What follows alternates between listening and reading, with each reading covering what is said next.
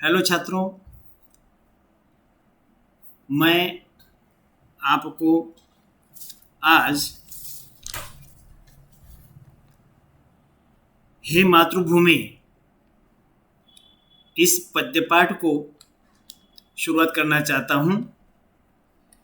और ये जो पद्य पाठ हैं, पहली इकाई का पहला पद्य पाठ, और इस पद्य पाठ को लिखा है राम प्रसाद बिस्मिल ने।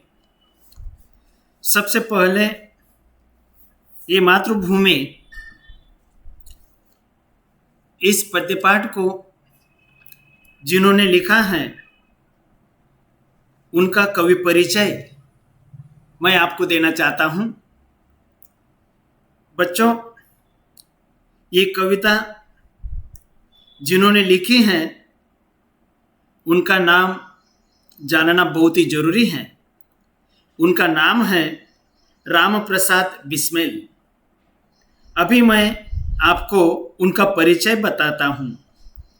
राम प्रसाद बिस्मिल एक क्रांतिकारी थे और स्वतंत्रता सेनानी भी। स्वतंत्रता लड़ाई में वे शहीद हुए। उन्होंने मातृभूमि के प्रति अपने प्रेम और भक्ति भाव को व्यक्त किया है। अपनी मातृभूमि के लिए देश सेवा करने और देश हित में निछावर हो जाने की लालसा उन्होंने व्यक्त की है। तो छात्रों, मैं अभी आपके सामने कविता के बारे में जानकारी देना चाहता हूं। सबसे पहले मैं कविता का अध्ययन करता हूं और आप भी अपनी किताब सामने रख कर कविता का अध्ययन करें। हे मातृभूमि, राम प्रसाद बिस्मिल। हे मातृभूमि, तेरे चरणों में शीश नवाऊं, मैं भक्ति भेंट अपनी तेरी शरण में लाऊं। माथे पे तू हो चंदन, छाती पे तू हो माला, जिह्वा पे गीत तू हो मेरा, तेरा ही नाम गाऊं। जिससे सपूत उपजे श्री राम कृष्ण जैसे, उस धूल को मैं तेरी निज शीश पे चढ़ाऊं। माई, समुद्र जिसकी पद रज को नित्य धोकर करता प्रणाम तुझको, मैं वे चरण दबाऊं। सेवा में तेरी माता मैं भेदभाव तज कर, वह पुण्य नाम तेरा प्रतिदिन सुनूं सुनाऊं। तेरे ही काम आऊं, तेरा ही मंत्र गाऊं, मन और देह तुम पर बलिदान मैं हो जाऊं। अभी पद्यपाठ की दो पंक्तियों की जानकारी मैं आपको देता हूं। कृपया आप ध्यान से सुने। ये मातृभूमि, तेरे चरणों में शीश नवाऊं, मैं भक्ति भेंट अपनी तेरी शरण में लाऊं। कवि इन दो पंक्तियों द्वारा कहना चाहते हैं कि कवि देश के प्रति अपना प्रेम व्यक्त करते हुए कहते हैं कि ये भारत माता, तेरे चरणों में अपना शीश झुकाता हूं। तेरे चरणों में अपना शीश झुकाता हूं। ये मातृभूमि, तेरे चरणों में शीश नवाऊं। शीश मतलब मस्तक, नवाऊं नवाना अर्थात झुकाना। मैं भक्ति भेंट अपनी तेरी शरण में लाऊं। वे कहना चाहते हैं कि मेरा प्रेम अपनी भक्ति के रूप में अर्पित करता हूं। तेरे शरण में जाने की इच्छा व्यक्त करता हूँ। इन पंक्तियों द्वारा हमें पता चलता है कि कवि अपना सर्वस्व मातृभूमि के लिए अर्पण करना चाहते हैं। वे अपनी मातृभूमि के लिए सब कुछ समर्पित करना चाहते हैं। अगली पंक्ति, माथे पे तू हो चंदन, छाती पे तू हो माला, जीवा पे गीत तू हो मेरा, तेरा ही नाम गाऊं। इन पंक्तियों द्वारा कवि कहना चाहते हैं कि हम जैसे माथे पर चंदन लगाते हैं और छाती पे माला पहनते हैं, ठीक उसी तरह से मैं अपने देश को अपनाना चाहता हूँ और मुझे दूसरा कोई गीत नहीं आता, न ही मैं कोई गीत गाना चाहता हूँ।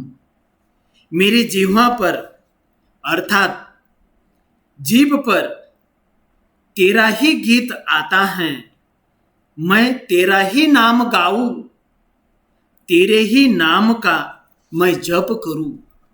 माथे पे तू हो चंदन, छाती पे तू हो माला, जिह्वा पे गीत तू हो मेरा, तेरा ही नाम गाऊं।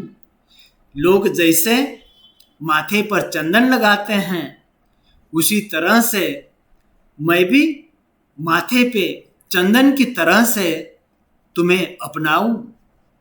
हम जैसे माला पहनते हैं छाती पर, बिल्कुल उसी तरह से माला की तरह से मैं तुम्हें अपनाऊं।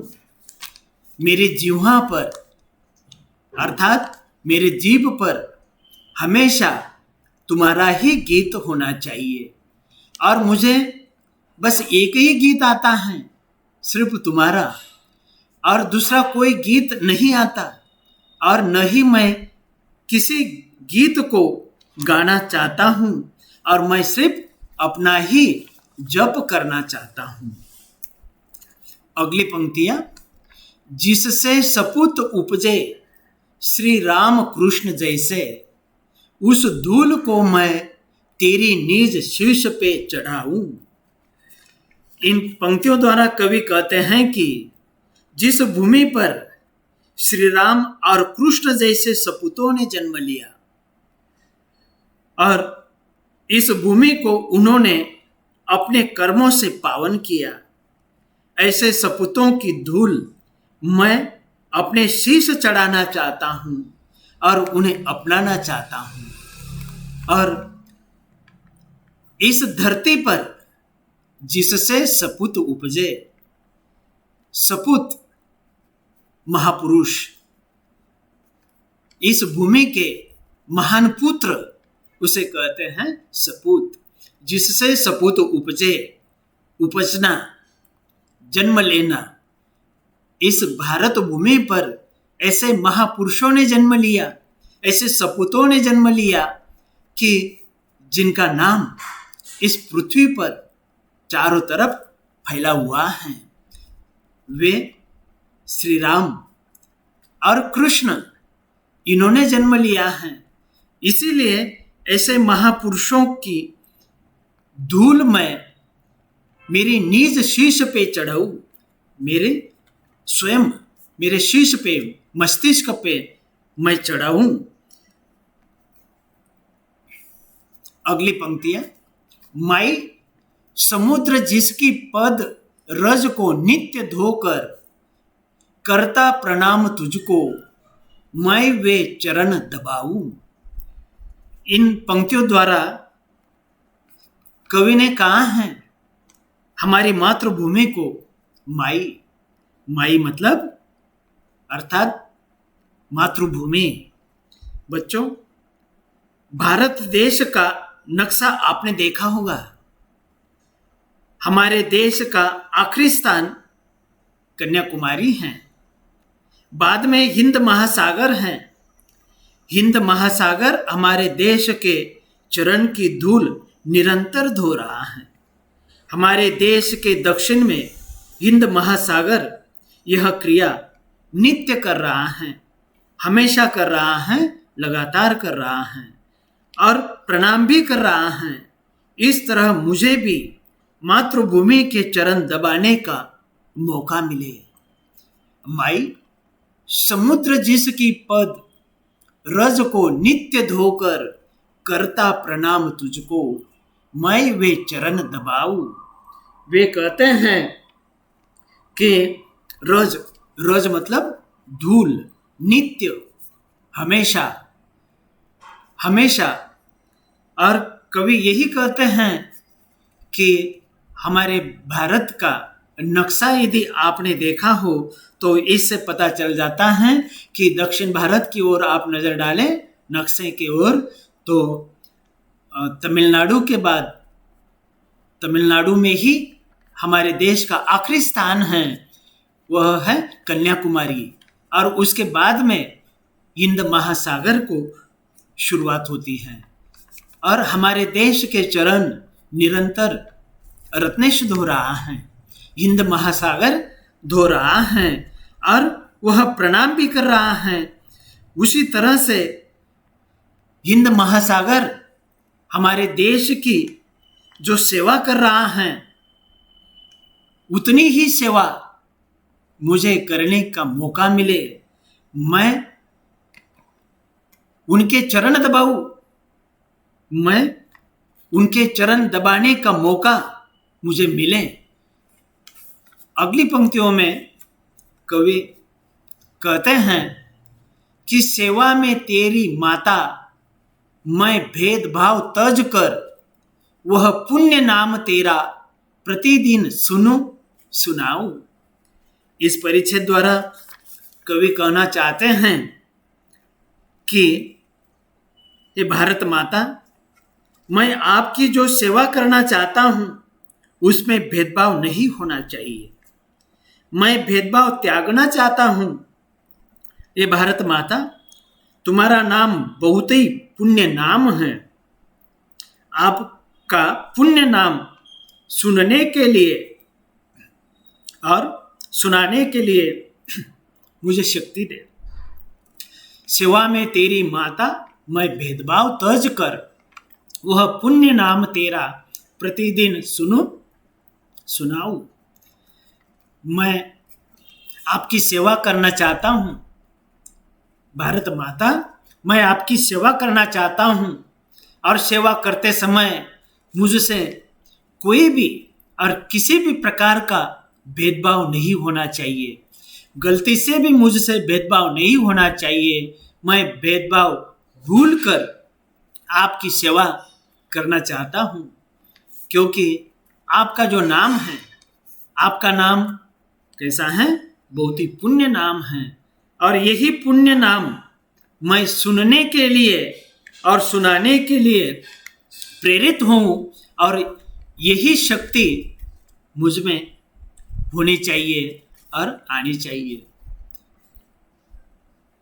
आखिरी दो पंक्तियों में कवि कहना चाहते हैं कि तेरे ही काम आऊं, तेरा ही मंत्र गाऊं, मन और देह तुम पर बलिदान मैं चाहूं। इन पंक्तियों द्वारा कवि कहते हैं कि ये भारत माता, मेरा जो जीवन है, मेरा जीवन तुम्हारे काम आना चाहिए, तेरे ही काम आऊं। मेरा जो ये जीवन है, मेरा ये जीवन तुम्हारे काम आना चाहिए, तुम्हारी सेवा के काम आना चाहिए, और मैं रात दिन तुम्हारा ही मंत्र गाऊं, तेरा ही मंत्र गाऊं, रात दिन मैं तुम्हारा ही मंत्र गाऊं, मन और देह तुम पर बलिदान मैं जाऊं। मेरा मन और शरीर, देह अर्थात शरीर, मन और देह तुम पर बलिदान मैं जाऊं। मेरा मन और मेरा शरीर तुम्हारे बलिदान के लिए मैं तैयार हो जाऊं, और मेरा मन और शरीर मैं तुम्हारे लिए बलिदान कर दूं, यही मेरी कामना है। तो छात्रों, देश के आज़ादी के समय कवि ने अपने आप को शहीद कर दिया। देश की आज़ादी के लिए, देश के आंदोलन में वे शहीद हुए और वे उसी समय कविता लिखते हैं जब हमारे देश को आज़ाद करने का आंदोलन चल रहा था। तब कवि ने उसी समय ये कविता लिखी कि हमने हमारे देश की रक्षा के लिए, मातृभूमि की रक्षा के लिए तन मन धन सभी हमने समर्पित कर देना चाहिए और अर्पित कर देना चाहिए और हमारे देश की रक्षा करनी चाहिए। देश से बढ़कर अन्य कोई भी नहीं है। तो इस तरह से मातृभूमि के प्रेम से कवि बहुत ही ओतप्रोत हैं और इसीलिए हमारे देशवासियों को उन्होंने यह त्याग की भावना हमारे लिए उन्होंने जताई है। तो बच्चों, इस पद्य पाठ के नीचे जो गृह कार्य हैं वह गृह पाठ की कॉपी में आपको करना है। थैंक यू, धन्यवाद।